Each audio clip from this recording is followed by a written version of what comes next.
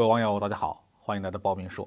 这期话题我们说的是美国财政官员指责中国要为全球经济的分裂负责，真是贼喊捉贼。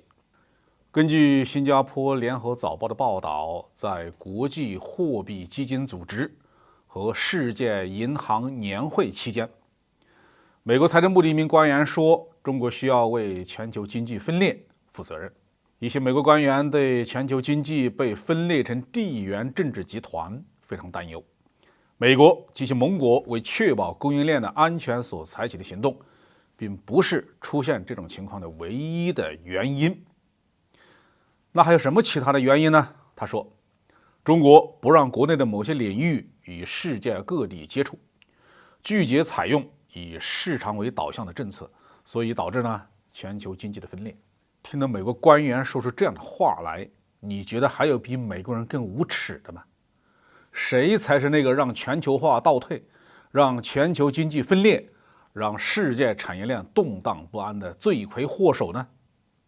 首先说，全球经济被分裂成地缘政治集团，这是事实。可谁是这个问题的始作俑者？全球经济分裂有两个最具体的表现，第一个是对俄罗斯的制裁。以美国为首的西方国家是无所不用其极。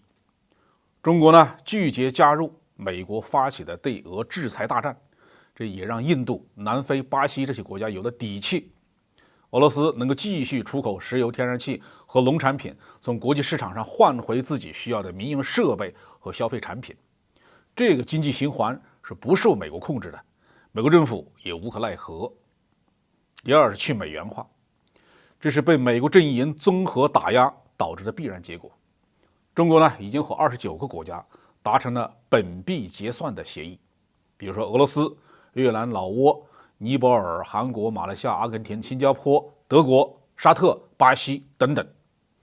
这些本币结算的协议主要是依靠中国经济以人民币为中心的，可以断定未来美元的使用范围肯定要进一步的缩小，美国就别想再在这些去美元化的国家收割财富了。他要割韭菜，就去割他的那些盟友呗，反正一个愿打一个愿挨嘛。美国人说中国不让国内的某些领域与世界各地接触，拒绝采用以市场为导向的政策，这就完全是一家之罪了。中国经济是全面开放的，在中国市场上大规模经营、大量赚钱的美国的企业是不计其数。我们熟悉的可口可乐已经在华经营了40年，各种美国的运动品牌、消费品牌、电子品牌是随处可见。